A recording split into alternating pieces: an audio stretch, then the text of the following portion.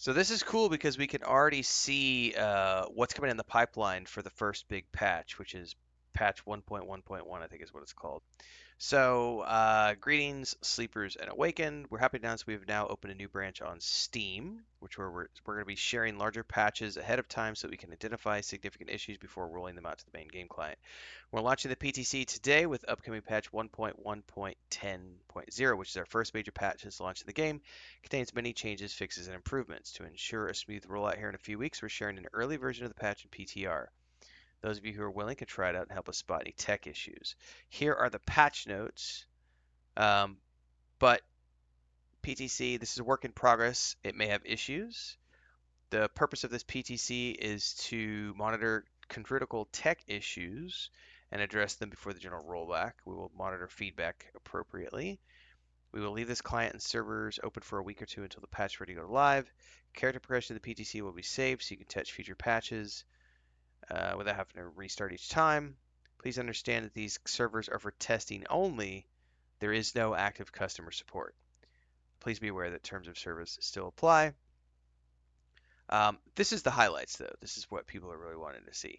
Sandworms now linger for bit around spice fields that have been recently harvested. Reduce the frequency of targeted attacks on Atreides bases in Haga Basin. Main menu Play Now button has been set to filter out private servers. When streamer mode is active, map creator name is hidden if the player created the sync chart. In addition, while in streamer mode, sector name in the deep desert is now hidden as well. Items can be listed from and claimed to the vehicle inventory of your ornithopter in the exchange. Nice. So you can go to Arakeen with items in your ornithopter and then put them onto the exchange straight from your ornithopter. You don't have to put them in your character. But this is the big one that people want to see. PVE areas near the sheet wall have been expanded to cover areas A, B, C, D, and half of E. So that's the bottom four and a half. So it's literally half of the deep desert.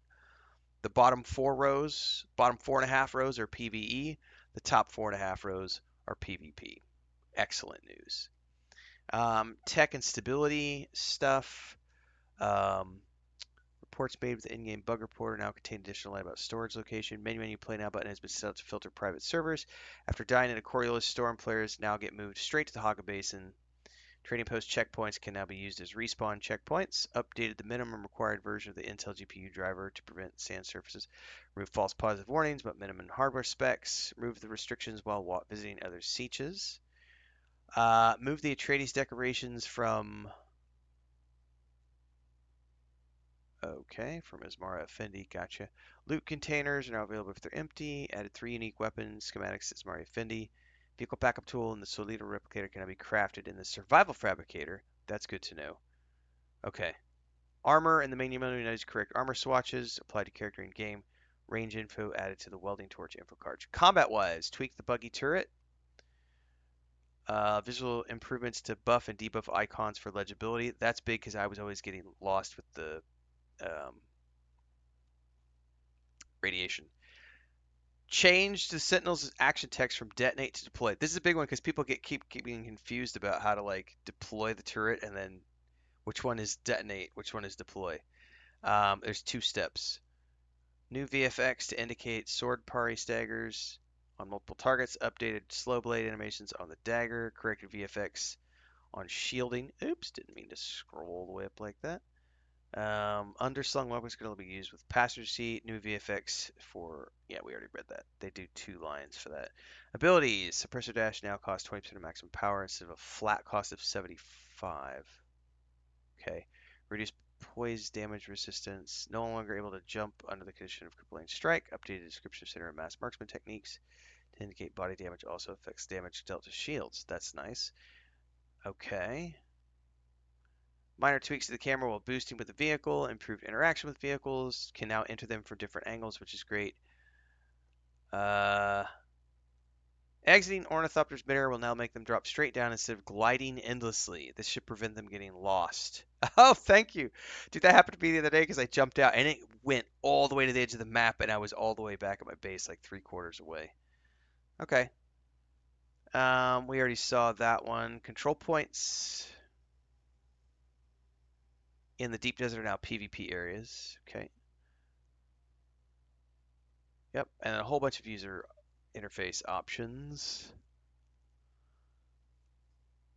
I'm checking to see if there's anything that jumped out to me. While in streamer mode, map creator name is hidden. We already got that. Perfect. Update the subfief console icon.